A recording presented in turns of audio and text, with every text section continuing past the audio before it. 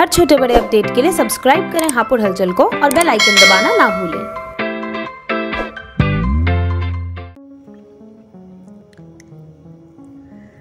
क्या आप जानते हैं कि पटाखों का आविष्कार कब और कैसे हुआ? पटाखों को त्योहारों या विभिन्न समारोह में इस्तेमाल किया जाता है। दिवाली के त्योहार में पटाखों की अहम भूमिका है, लेकिन क्या आप जानते हैं कि पटाखों को इस्तेमाल करना कब से और कहां से शुरू हुआ? किसने इसकी शुरुआत की थी और कैसे? भारत में पटाखे कब से इस्तेमाल किए जा रहे हैं? आइए इस लेख के माध्यम से अध्ययन करते हैं। पटाखे त्योहार, समारोह इत्यादि का जैसे अभिन्न हिस्सा है। क्या आपने कभी सोचा है कि पटाखों को कब से इस्तेमाल किया जा रहा है? सबसे पहले कहां इनका आविष्कार हुआ और किसने किया? आइए इस लेख के माध्यम से अध्ययन करते हैं कि आखिर पटाखों का इतिहास क्या है। पटाखों का इतिहास। कई इतिहासकारों की पटाखों और गन पाउडर की खोज को लेकर अपनी ही अलग विचारधारा है और इनके आविष्कार की तारीख अभी तक एक रहस्य है, लेकिन इतिहास के कुछ पन्नों से पटाखों के इतिहास के बारे में ज्ञात किया गया है।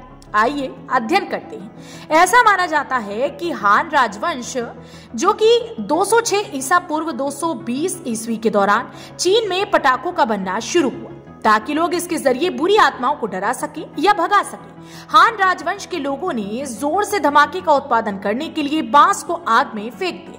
आग में बांस जलने लगा, धीरे धीरे उसमें से आवाज हुई और अंत में एक विशाल विस्फोट के साथ फट गया। बांस में खोखले गड्ढे होते हैं जिनमें वायु होती है, जो गर्म होने पर एक बड़ी आवाज के साथ फूलती है और फट जाती है। यह चीन के लोगों के लिए एक रोमांचक अनुभव था। उन लोगों को विश्वास था कि बुरी आत्माएं होती हैं और उन लोगों को लगा कि लकड़ी के विस्फोट से जो आवाज होती है वो बुरी आत्माओं को डराने के लिए काफी है। बुरी आत्माओं से छुटकारा पाना एक खुशी का संकेत था, इसलिए बांस का फटना खुशी और उत्सव से जोड़ा जाने लगा। तब से चीन के लोगों ने हर साल भूत और आत्माओं को रोकने के लिए बांस फटने की इस अवधारणा को पारंपरिक बना दिया। बाद में बांस का फटना नववर्ष, शादियों, पार्टियों इत्यादि जैसे जश्न मनाने वाली घटनाओं का एक हिस्सा बन गया।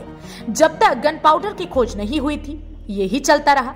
बाद में गन पाउडर को विस्फोट करने के लिए खोखले बांस ट्यूबों में भर दिया जाता था, जिससे जोर से आवाज उत्पन्न होती थी। एक चीनी किंवदंती के अनुसार पटाखों का आविष्कार एक दुर्घटना के कारण चीन में हुआ। मसालेदार खाना बनाते समय एक चीनी रसोइये ने गलती से सॉल्ट पीटर को आग पर डाल दिया। इससे जो लपटें उठ रही थी वो रंगीन हो गई, जिससे लोगों में उत्सुकता बढ़ गई। फिर रसोइये के प्रधान ने सॉल्ट पीटर के साथ कोयले व सल्फर का मिश्रण आग में डाल दिया, जिससे काफी तेज आवाज के साथ रंगीन लपटें उठी। बस यहीं से पटाखों या आतिशबाजी की शुरुआत मानी जाती है।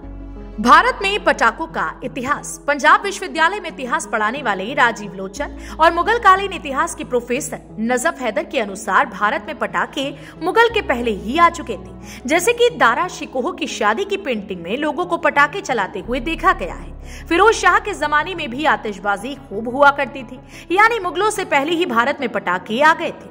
दरअसल मुगल शुरुआती काल में जानवरों को डराने, खासकर बाघ, शहर और हाथियों को डराने और उनको काबू करने के लिए पटाखों का इस्तेमाल किया करते थे। बाद में ये शादी या जश्न में भी पटाखे या आतिशबाजी करते थे। कुछ इतिहासकार पटाखों का इतिहास ईसा पूर्व मानते हैं। कौटिल्य अर्थशास्त्र में भी एक ऐसे चूर्ण का विवरण है जो तेजी से जलता था, तेज लपटें पैदा करता था और अगर इसे एक नलिका में ठूस दिया जाए तो पटाखा बन जाता था। किताब के मुताबिक बारिश के मौसम में बंगाल में कई इलाकों में सूखती हुई जमीन पर लवण की एक परत भी बन जाती थी। हम आपको बता दें कि पटाखों के इतिहास में क्रांतिकारी बदलाव बारूद के आने से हुआ था। सन 1270 के बाद से बारूद ने पटाखों को एक नया स्वरूप दिया। 1526 में भारत में सबसे पहले काबुल के सुल्तान बाबर ने भारत में हमले के दौरान किया था। ऐसा कहा जाता है कि बाबर की भारत पर विजय का कारण बारूद ही था और यहीं से मुगलों का इतिहास भारत में शुरू हुआ। तो अब आप जान गए होंगे कि किस प्रकार दुनिया में पटाखों का आविष्कार हुआ और कैसे ये अन्य देश में इस्तेमाल किया जाने लगा। हर छोटे बड़े अपडेट के लिए सब्सक्राइब करें हापुड़ हलचल को और बेल आइकन दबाना ना भूलें।